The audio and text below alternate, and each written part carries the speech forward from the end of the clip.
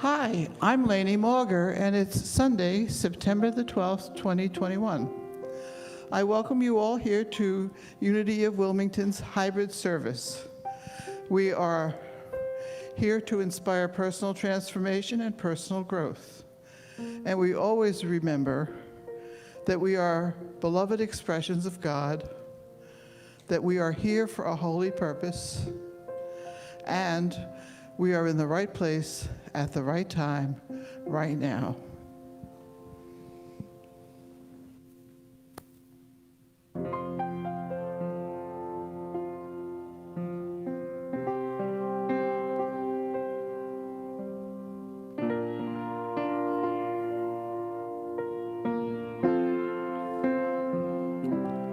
Lay it down, set it free, let my heart rest and let it be.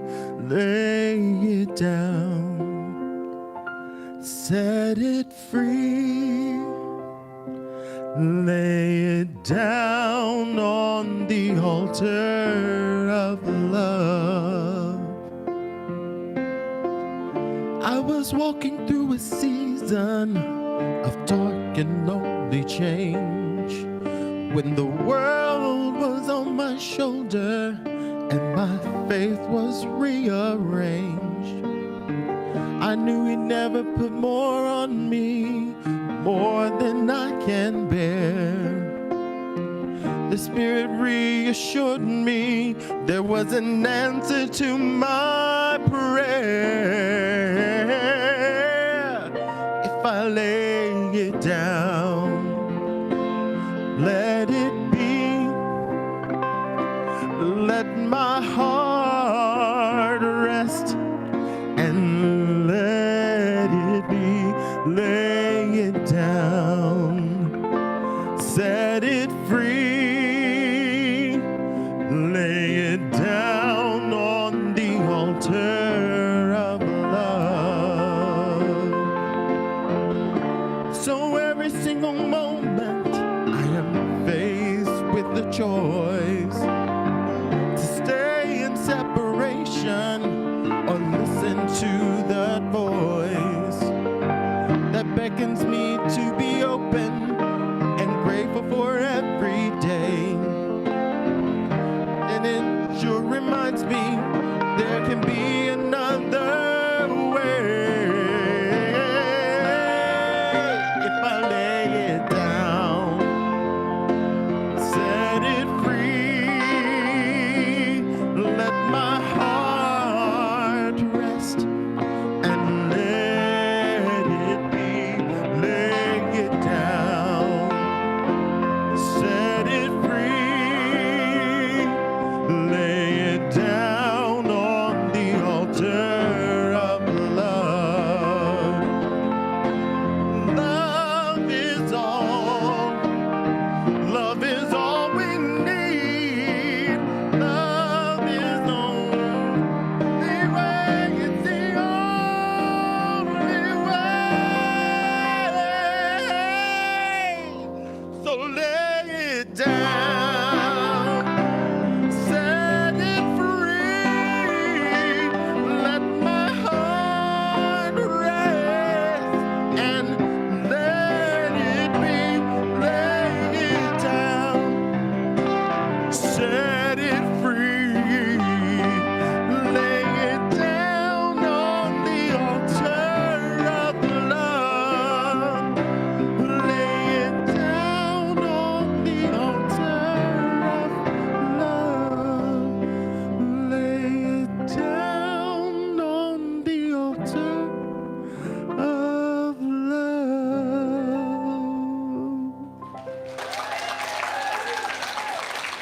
Carol Williams, Justin Lacey, KBBs. Well, are you ready to go home? Wasn't that beautiful? Thank you so much. Heart-touching. Heart-touching. We're going to talk about our stories today. I want you to go, with me. And I want you to think about what kind of stories do you tell yourself about yourself? Are they stories of, wow, I'm a fantastic person, and I'm very skilled, and I do things, and I'm really proud of them after I do them? Do you tell yourselves those stories consistently? Or do you do? Yes, we have a winner. Yes, beautiful. Or do you tell yourself stories that maybe you've heard from someone else? Stories that can range from what's wrong with you to why did you do that, or what were you thinking? Any familiar phrases to you guys? Those are ones I heard, so you're hearing some of my story. But we all have a story that we tell about ourselves. And those stories, as I said, sometimes come from other people and we begin to believe them. Sometimes those stories come from other people before we have the cognitive capacity to sort them through. Does this fit my belief system? Does this fit my value? Is this really about me, or is this about the other person? Sometimes those things get a little bit confused, and so then it's difficult to sort through. But I'm going to encourage us to sort through the stories, and then maybe we can shorten them up, so we can have a story that uplifts us, a story that holds us in the highest light, because we are light, and we have the capacity to be all that we can be. And the moment we start telling ourselves the story of there's something wrong with me, the moment that we start telling ourselves the story, oh, why did I do that? And we hold that story. And not only do we hold on to that story, but we go tell 6 other people that story. Let me tell you what I did. And I have been guilty of this. I was cooking a pizza in the oven the other day. Now I can tell you a story about that. I was cooking a pizza, and now I think it's quite funny, but I was really mad at myself when I said every smoke detector in the house off. The cats weren't too thrilled either. But that's the kind of thing we did. And my first thought was, ugh. And my second thought was, wow, just get that out and let's move on. And so, I opened all the doors and I took care of it. And then I thought, what happened? What happened that occurred? So I took the moment to be frustrated with myself, because I was. And then I began to ask the question, what happened? What happened that occurred? And my answer came fairly quickly. I had heard my intuition, that voice of intuition in my head that says, hey, be sure and put a pan under there. And I thought, no, I don't need to do this. So I had a mess. And I had an opportunity to look at where I didn't follow through something. And I could be really mad and angry and stay that way. Every time I look at the oven, I could be upset with myself. Or I could just go in and clean it, which is what I did. And then I thought, what a wonderful opportunity to learn how to listen. So I was thinking about some of the different stories I've heard people say over the years, and stories that I've heard myself say over the years. So I want to share some of them with you. See if you recognize any of them. Oh, I'm just a messy person. I can't get organized. I'm just a messy person. Another one is, I can't get in shape. I'm getting older now, and it's harder to lose weight, and I don't have time because I'm a really busy person to go out and do this, so I just can't get in shape. Another one, I'm a worrier. It's just who I am. I was born that way. I just worry. Or I can't quit smoking, drinking, overeating, shopping, whatever you want to put in there. Any of you recognize any of these? Yeah. So the moment we stay in these stories about ourselves, I'm a worrier, I'm messy, I'm not thinking clearly. The moment we stay in those stories about ourselves, we're really stuck in those stories. But what is really nice and really cool is we have an opportunity to tell a different story. I could say, I'm messy when I'm really busy.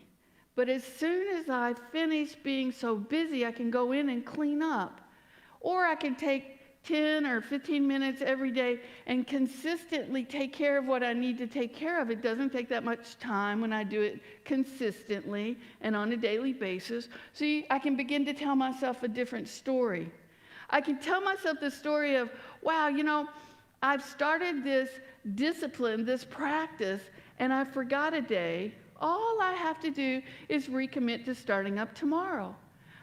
No drama, all ease. Or, oh, I can't believe I forgot to do that. I can get into the drama, which is what some of us do. I have choices, and that place of choice is actually where my power is. That place of choice. How am I going to respond? First, let me give myself a few minutes to react. There's nothing wrong with that. And then let me move into something more productive, something more effective for my life. And then I can change my story. And then I can tell you the story of, hey, I set up every smoke detector in the house. I scared all the cats. And I recognize how I can grow from this.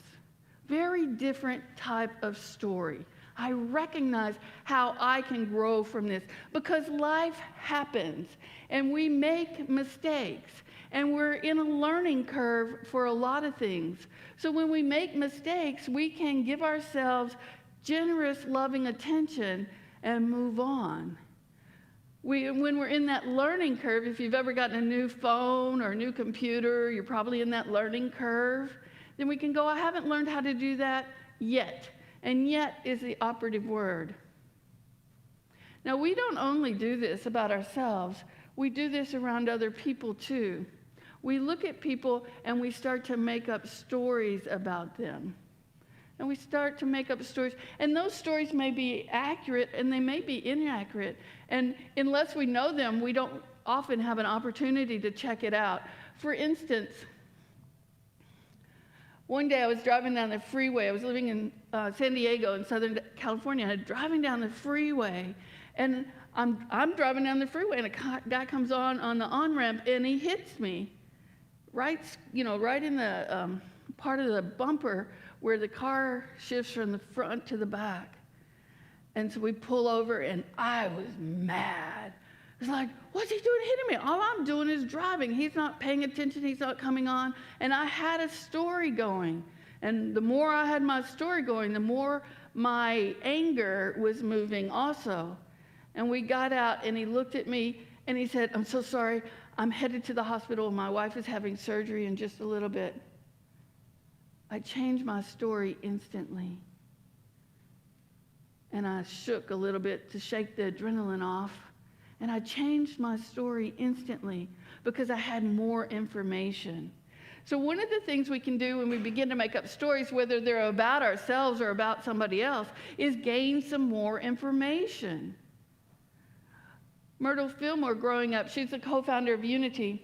Myrtle Fillmore was considered a sickly child and a sickly adult, and she had tried a lot of different things. And she goes to a talk by a man named Dr. E.B. Weeks. And she's tried a lot of things. She's been diagnosed with tuberculosis. And she goes into this talk, and you may have had an experience of this where you're listening to somebody talk, and it's almost as if one sentence has been highlighted. And it's like, that's it. I came here to hear that. And she did. She heard the phrase, I am a child of God, and therefore I do not inherit sickness. And it was like that phrase was highlighted for her. And that was the beginning of a new story for Myrtle Fillmore. It took her 2 years to change her health, but she was willing to stay with the process for 2 years. Now, I know she was living in a different time where things were slower, but we have the ability to stay with something for a period of time and watch our lives change. The real question is, are we in a hurry? Are we using impatience as a form of resistance to change? Or are we willing to do the process to create the change? What Myrtle Fillmore did was she asked every organ in her body to forgive her. That was the beginning of her story. And then she began to bless every organ in her body. And as she blessed every organ, as she gave gratitude for every organ, she began to see her health improved. And she lived for many, many years after that. She changed her story. So what do we have to do to change our story? The first is we become aware of the story that we're telling. And if we're telling a fabulous story, I invite you to give up the good story for the great story. So I'm not suggesting that everybody tells a horrible story about themselves, but if you're telling a fabulous story about yourself, can you move to the vibration of magnificence? Are you willing to do that? To go bigger and broader and see how absolutely magnificent you can create your life to be? So the first step is awareness. What story am I telling? It takes listening to ourselves. It takes listening to ourselves with the words that we use, because the words that we use begin to create our life. And then it takes us listening to the thoughts that we have. And it takes us deciding to not let certain thoughts pass through our head, to catch them, to catch that thought that says, oh, what an idiot I am. And to catch it, to catch the moment I don't like the way somebody did something and go to criticism and blame. I got to catch that thought. And then I can go, oh, I don't want that thought, and I can put it behind me. It takes awareness. And awareness is consciousness. Current research shows that we can be present and aware for about 4 seconds at a time. Not much. And I want to tell a different story about that. 4 seconds coupled with 4 seconds coupled with 4 seconds enough times opens up the space for a lot of seconds and minutes and even hours and days and weeks. And so to begin to be in the practice of awareness, what am I noticing about myself? What am I thinking about myself? What do I hear myself saying to other people about myself? What do I hear other people saying about me that I'm taking on and making my own and not trying it out and saying, is that true? Is that true of me? Or is that somebody else's perception of me? Remember, when we see the world, we're not seeing it as it is. We're seeing it through our own level of consciousness.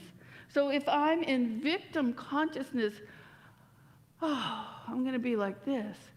If I'm more of a villain consciousness, I'm going to be like, I'm going to be defensive, and I'm going to be angry, and I'm going to step forward with my energy.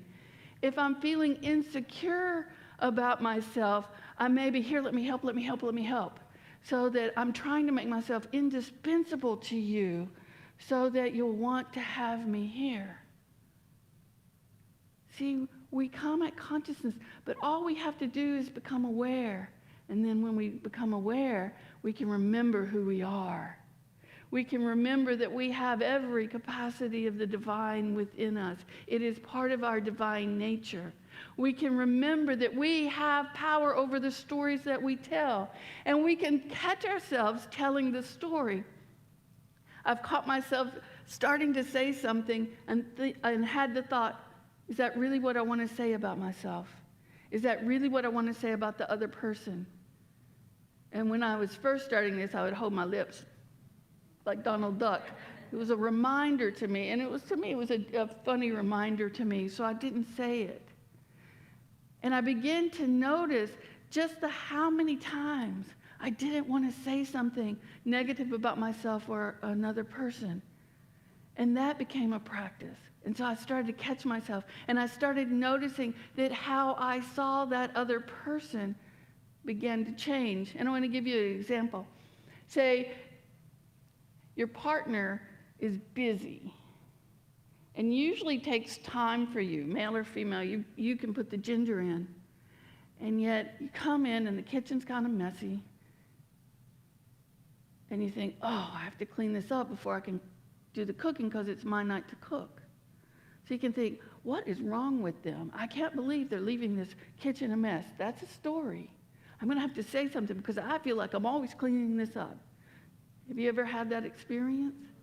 Yeah. Or you can go, wow, I wonder what's going on. I know they're busy, and usually they take really good care of the things that they need to do and the tasks and the chores at home. So something must be happening. We have that moment where we can decide. And as we practice, the moment actually can get longer. At first, it might be a split second. But the moment we catch it, the moment we bring ourselves into awareness, we can see the story that we're about to tell. And I'm guessing that if you think about your friends, then what you can think about is you know their stories because you've heard their story. You've heard their theme of life over and over and over. And that's not to say it's bad, but you know it because it's been told. So you can begin to wonder, well, what theme am I telling people about me? Am I telling them about my magnificence? And believe me, that might be challenging because we've often been taught that that's conceited instead of saying, wow, this is who I am. We've been taught that that's conceited. And yet, I love it when somebody comes and says, hey, I want to tell you something wonderful that I did this week or something wonderful that happened to me. I'm like, all ears, tell me. And I listen closely because I want to hear. And sometimes it's harder for me. And it's not wrong when people are coming with the story of how difficult life is, how scared they are. It's not wrong, but it's a beautiful opportunity for me to notice where I'm triggered by it, to stay in my center and actually see beyond the appearance that somebody is sharing and hold a bigger vision for them. Not from judgment, not from criticism, not from spite or anger, but from love. So I can assist them, so I can support that person and myself for laying it down on the altar of love. Because the moment I come down into that frequency with them, I better be laying it on the altar of love for both of us so that we can be supported in love from a consciousness of love. So I want to share a little further. How do we shift our stories? We begin with, what are the facts? Well, what are the facts? How about a new kind of pizza? I stuck it in the oven. I listened to my intuition. I did not follow it. Oops, I made a mistake. Oops, I made a mistake. I overrode something that could have assisted me and not spending about 15 or 20 minutes cleaning my oven or setting off every smoke alarm. Now I actually think it's kind of funny, but that was the fact. I did not listen. So I have to learn to slow myself down and presence myself a bit more while cooking. What are my assumptions? Well, my assumption of myself was that I didn't need to, think about that. I didn't need to listen to this voice in my head. It was a small voice. Surely if I needed to do it, it would have yelled at me. But it didn't. It was a small voice, and I didn't listen. What assumptions do I make about other people? I made an assumption about the driver that he just wasn't paying attention. Well, he wasn't, but not because he was an idiot. He wasn't because he had something else on his mind and someone else on his mind that was valuable to him. And he was scared. And as soon as I could hear that, I could shift my assumption.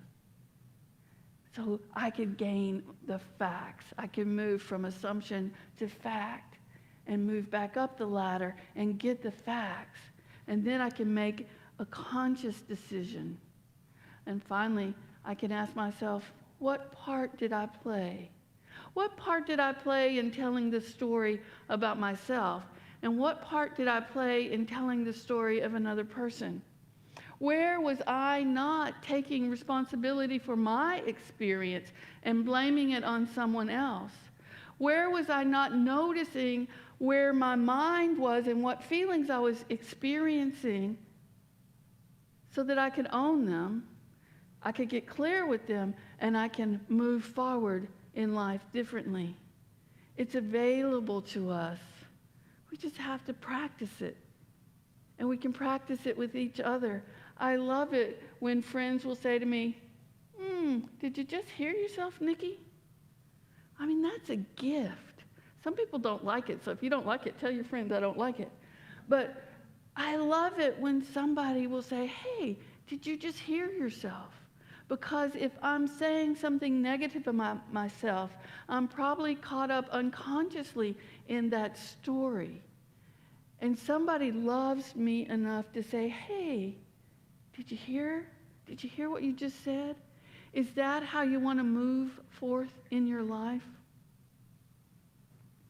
Brene Brown wrote a book called Rising Strong, and she tells the story of coming into her kitchen one evening. She and her husband had been working really hard for about a week, and they both had been somewhere, and they came in their kitchen at the same time, and he opens the refrigerator door, and he says, we don't have any food in here to eat, even luncheon meat. And she, in the book, she talks about how all of a sudden, within her not good enough story had been activated by those words. And so she said, well, you could do the grocery shopping too. So those are kind of fighting words, right? You could do the grocery. And he was very even. So sometimes when somebody's coming at us, and believe me, I don't always do this, I get hooked easily too. And I'm challenging myself to have a different practice than getting hooked. He was very even. He said, oh, I meant to go to the grocery store yesterday, but I was so busy I didn't get there. I came home. I wanted to be with you instead. She saw her story in an instant. He saw her story too, but he didn't have a need to tell her, hey, look, it's just your story at play. But he just said, hey, I didn't have time either. We can give grace to each other. Metaphysically, grace means that we're not reaping as much as we're sowing. Grace. And how do we give it to each other? How do we make space for each other to have a story that doesn't shed ourselves in the best light, but how do we make grace in spiritual community to say, hey, is that the story you want to be telling? Is that the story you want to be telling about yourself? Because I see you so differently. I see your magnificence. I see your light. I see your joy. I see your abilities. And I'm going to hold that. And if you're close enough to them, you might say, I'm going to hold that for you until you're able to hold it for yourself. And you might not. It depends on your type of relationship. But you can assist people in telling the best story. And the stories we tell open up the space for what we step into next. It's creating the next right step and the next right step. And as we tell the story of our magnificence, as we tell the story of our divinity, as we tell the story of how wonderful that we are, then what we begin to draw to us and us too is wonderful people. People who are going to tell the same story. People who are going to come to us and want to make a difference, want to share, want to change, want to grow, want to be inspired, want that transformation that we talk about here each week. Thank you for being one of those people. You're here and you're here online with us. And when we can embrace each other with grace and with love and with the knowingness that that's just the story they're telling. I had a friend who used to say, they're just running their numbers, or they're just doing their thing. The technical term is central repeating pattern, but I like story better personally. I'm just telling my story. Oh, that's my story. I mean, we could really have fun with it. Get two people together telling really funny stories about themselves. One is telling about how a victim, and one is telling about how they're a victim. And you can see if you could out-victim yourself until you're laughing so hard, you have to tell a third-way story, a story that's going to come from a new perspective, a story that's going to make us laugh. Because the moment that we can laugh at ourselves, not from a, ooh, you're such a, whatever, but we can laugh, oh my goodness, look what I did. And we can just kind of laugh and move on, no big deal. Then we're no longer in the grip of not good enough, and we're actually moving along the spectrum to I'm able to celebrate myself and celebrate myself fully. Carol and Ray Metters are therapists that work right now in Colorado. They're both amazing people, and they've written a number of books. And in their latest book, which is called Emotion 3.0, they say when personal qualities are judged by opinions separate from your spirit self, another word for that is your divinity. When personal qualities are judged by opinions separate from your spirit self, the reality of being deeply loved, highly favored, fully pleasing, and totally, it should be exceptional, is undermined. When we are willing to allow other people to tell us who we are, to define us by their story about us, we undermine each of those qualities of being deeply loved and highly favored. Our spirit self stays full, but our human self shrinks. And so we can make a decision. Oh, that's their opinion, and this is my opinion. And that's their opinion. And it's okay for them to have their opinion. I don't have a need for this or that, or unless I do, and then I'm going to look at that. But this is my opinion. And I want my opinion about myself to be the highest opinion that I hold. And I want my relationship with my divinity to be the guiding light in my life. And I want that for each of you too, that your inner guidance knows best what is right for you. And then we can tell the story from our divine nature. We can tell the story of who have I come here to be? Who have you come here to be? And who have I come here to be? And we are here on this planet, so we're here for a purpose. What is that purpose? In this community, every week we say we're here for a holy purpose. And I personally believe that's the purpose of love. So how do we use intelligent love with each other so that we're living our holy purpose? Or if you have a different idea of what your purpose is, I invite you guys to put it in the chat, and you guys just share with me right now. Do you have a different idea of what your holy purpose is? Go ahead and call it out. Being in the right place at the right time right now. Being I had 3 patients this week that were like, thank God you came in. Yes. So you were celebrated for being yourself and for the gifts that you have and the skills that you utilize with them. Yay. Yeah. That's something worth celebrating. And the more we celebrate something, the more we draw the similar instances to us. Somebody else want to share? And you guys write it in the chat. What's your holy purpose? What gets you up in the morning? Let your story reflect that holy purpose.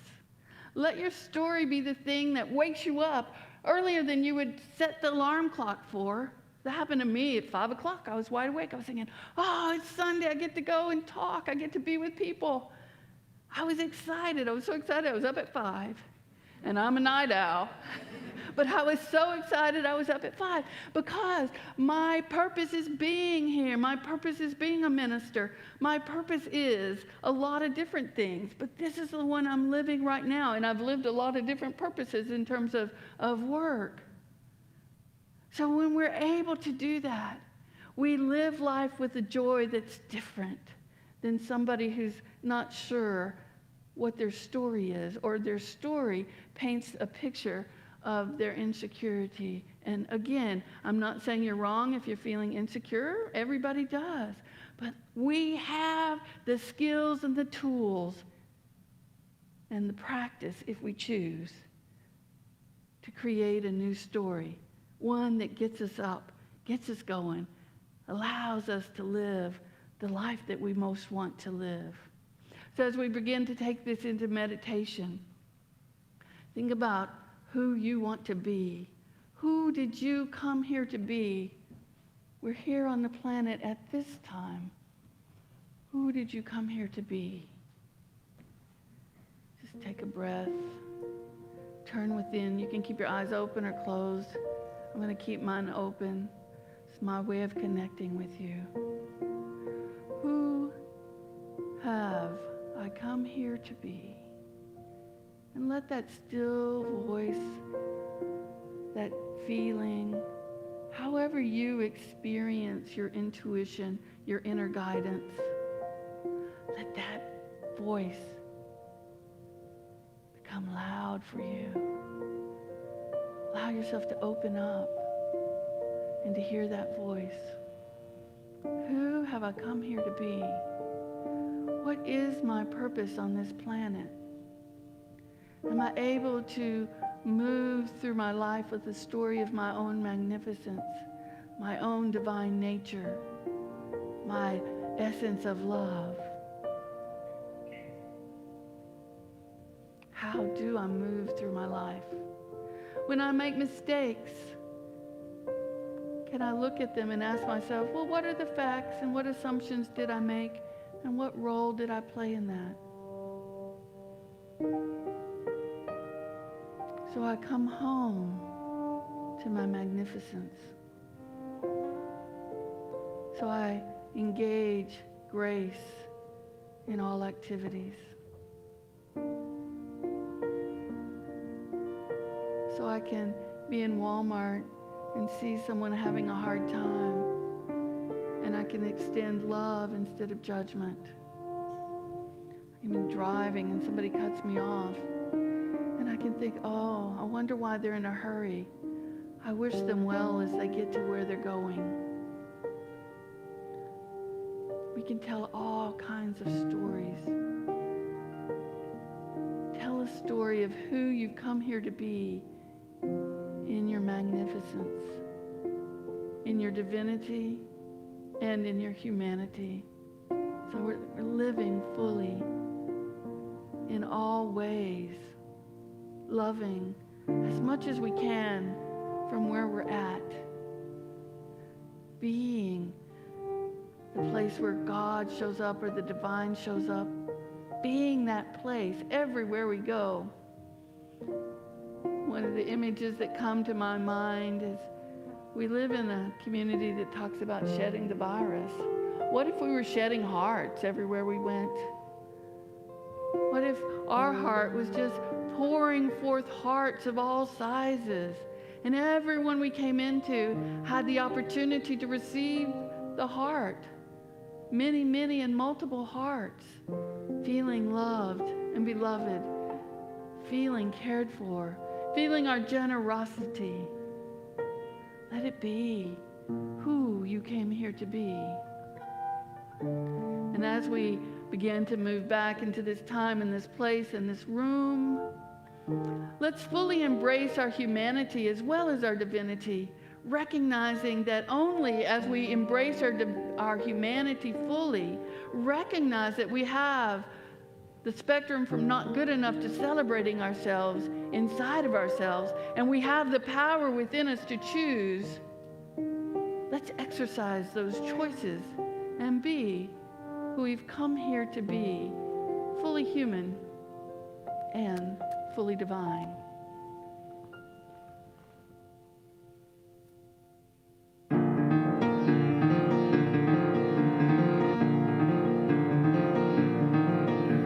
I did my best to notice when the call came down the line, up to the platform of surrender. I was bought, but I was kind. And sometimes I get nervous when I see an open door. Close your eyes, clear your heart, cut the cord. Are we human or are we dancer? My sign is vital, my hands are cold, and I'm on my knees looking for the answer. Are we human or are we dancer?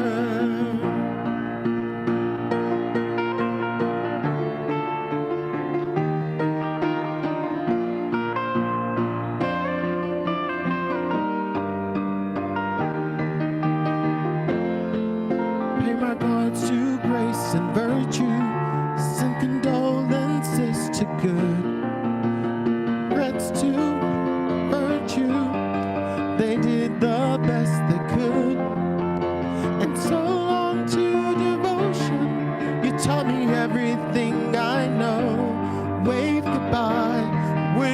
well.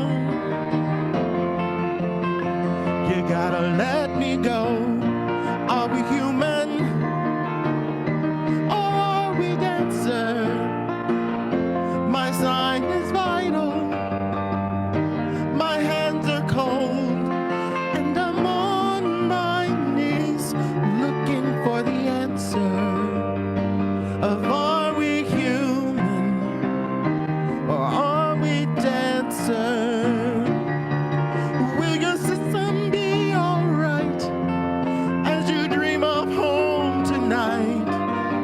There's no message to receive. Let me know if your heart's still beating.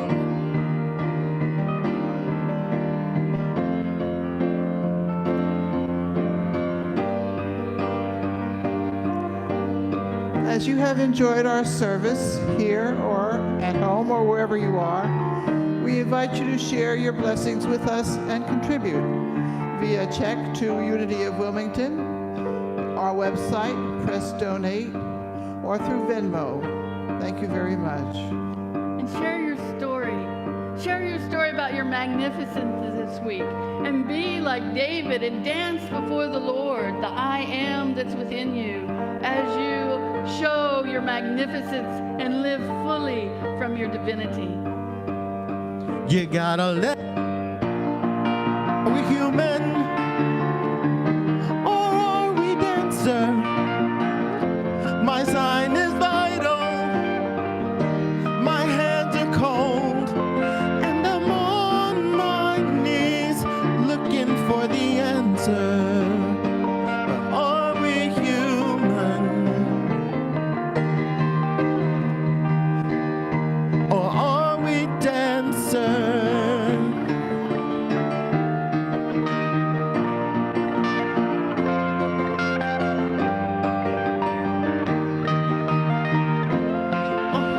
Waiting here tonight. There's someone here tonight. Are we human? Are we dancer? Are we human? Or are